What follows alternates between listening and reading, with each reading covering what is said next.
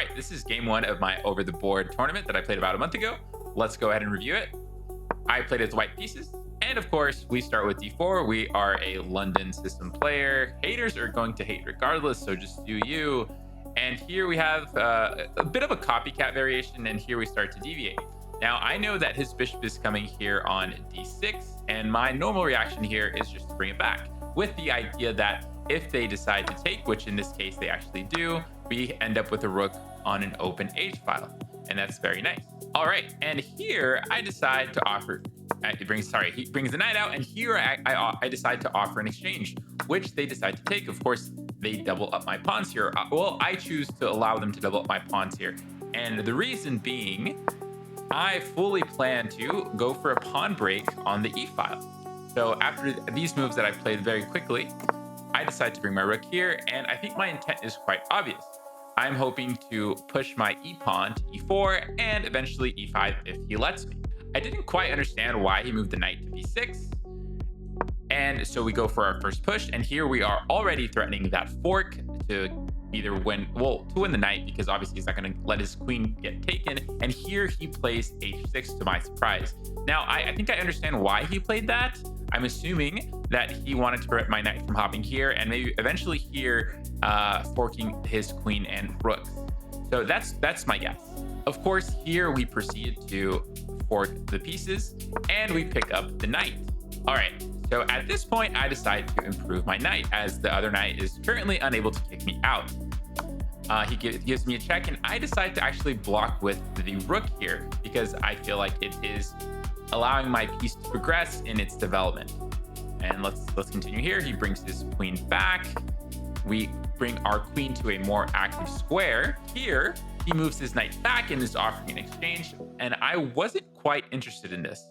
So I go ahead and move my knight back. It's at this point, and I think I considered this in the moment as well, that as soon as this rook no longer sees this pawn, I was already eyeing knight to d5. Of course, taking advantage of this pin, as obviously you don't want to lose your queen for free. I think here my opponent plays, g5 in a attempt to be more aggressive, but he does miss this tactic. Recognizing this, they move their queen.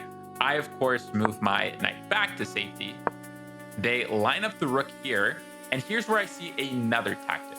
And I actually decide to push my pawn here, and this pawn can actually not be taken. So what I had calculated here, of course, was if he does take, we actually get a nice checkmate, because we take there, he is forced to take back, and then this would be checkmate, as the king has no way of getting out of check. All right, let's back this up. So what do they actually play? They recognize that. I do believe that they see the check. And at this point, I decide again to sacrifice my knight with the same exact intention, that if you take this knight, you are going to get checkmated. I will say that when you're up a piece, you do play with a bit more confidence. And obviously, if I could have that always, regardless of the position, I would be much better off as a player. And here my opponent, I think, makes a good move. They decide to move their king, and now this knight can be taken. So I decide to attack the queen. They go ahead and attack my knight, and here I saw that I could just, solidify this knight here on an outpost by pushing this pawn. Here, they decide to attack, and I think this makes sense. They are trying to eliminate the defender of my knight and complicate the position.